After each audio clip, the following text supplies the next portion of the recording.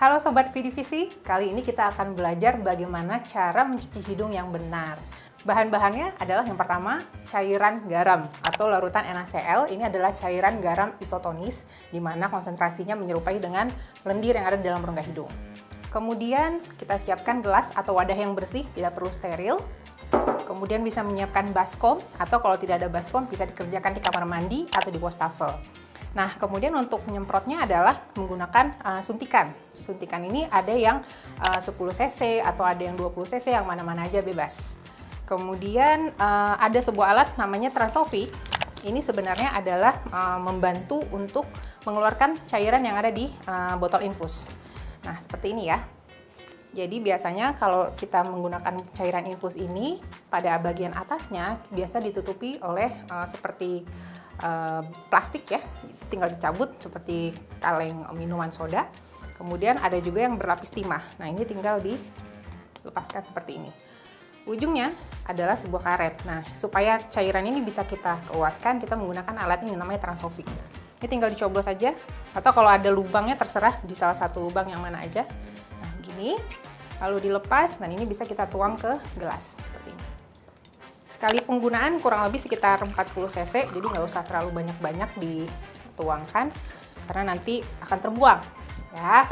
Kemudian kita ambil suntikannya. Di sini saya menggunakan yang 20 cc, udah tidak ada jarumnya. Kalau ada jarumnya bisa dilepas, dibuang.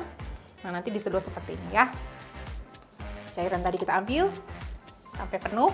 Tidak ada takaran maksimal untuk cuci hidung ini, jadi berapa saja bisa langsung dimasukkan. Nah, setelah cairan kita masukkan ke dalam suntikan ini, pada saat menyemprotkan yang harus kita ingat adalah mulut dibuka lebar, kemudian nafas ditahan. Jadi jangan sambil bernafas dari hidung karena tentunya cairan akan masuk ke rongga sinus dan akan menyebabkan rasa sakit.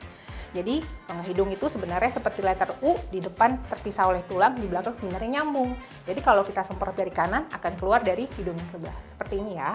Kepala nunduk ke bawah, badan dada sedikit dicondongkan ke depan, kemudian lihat ke salah satu sisi. Jadi kalau kita ngadep ke kanan, maka si suntikan ada di rongga hidung yang sebelah kanan, lebih atas. Ya, seperti ini, taruh aja hingga sakit. Kemudian buka mulut, tahan nafas, dan disemprot.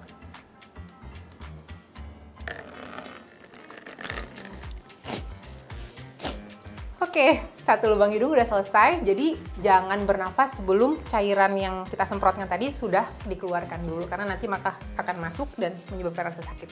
Nah, kita lanjutkan untuk menyemprot ke sisi yang sebelahnya. Cairan kita ambil lagi penuh. Kita sama posisinya, nunduk, badan condong ke depan, lihat ke sisi satunya lagi, jadi ngadep ke kiri. Maka suntikan kita taruh di hidung yang sebelah kiri, seperti ini. Buka mulut, tahan nafas, semprot.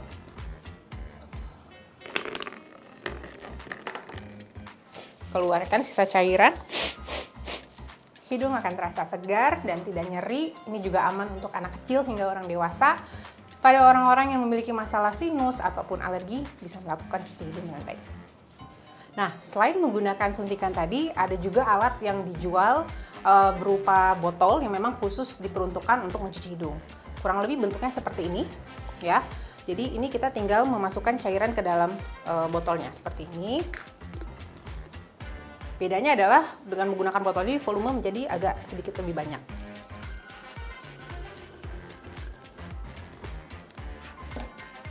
Ini lalu ditutup.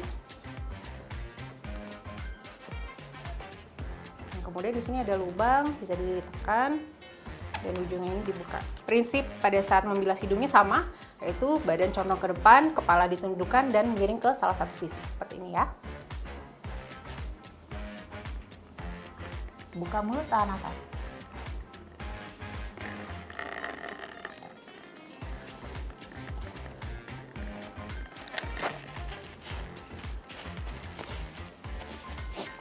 Kemudian bisa kita pindahkan juga ke sisi satunya, seperti ini.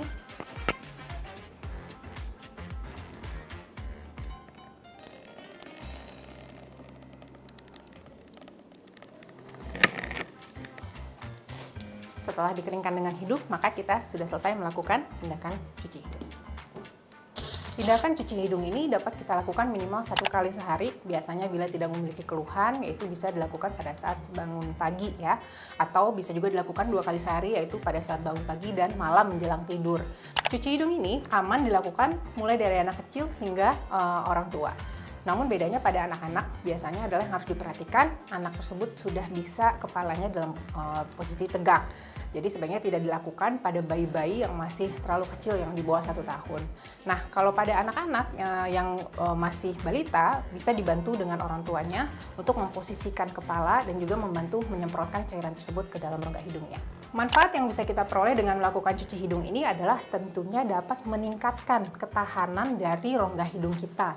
Nah, dengan melakukan cuci hidung tadi, tentu saja partikel-partikel kotoran, alergen, virus, dan bakteri itu akan ikut keluar bersamaan dengan cairan yang keluar dari lubang hidung kita. Selain itu juga pada orang-orang yang memiliki alergi, biasanya juga tingkat kekambuhannya akan menjadi lebih berkurang. Nah, pada anak-anak nih, biasanya Sobat Vidivisi yang sudah memiliki anak, mungkin anak kecil sulit untuk mengeluarkan lendir yang terlalu kental di dalam hidungnya. Nah, bila kita rutin melakukan cuci hidung ini, biasanya itu akan lebih membantu untuk melegakan pernapasannya, dan lendir-lendir yang kental tadi akan mudah untuk dikeluarkan. Nah, selain untuk pencegahan, sebenarnya cuci hidung ini juga bersifat terapi atau treatment untuk orang-orang yang bermasalah di rongga hidung.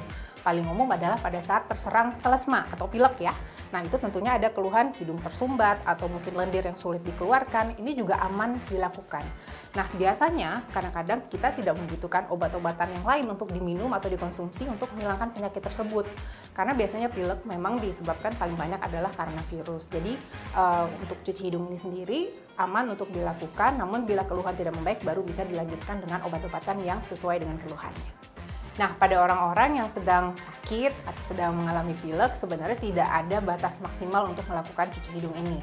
Jadi bisa sewaktu-waktu pada siang hari, tidak mesti hanya pada saat pagi hari atau malam hari. Jadi mungkin pada saat siang hari bila keluhannya terasa memberat, hidungnya sangat tersumbat atau lendirnya kental, boleh kita lakukan sewaktu-waktu untuk membersihkan rongga hidung dengan menggunakan cairan NaCl ini.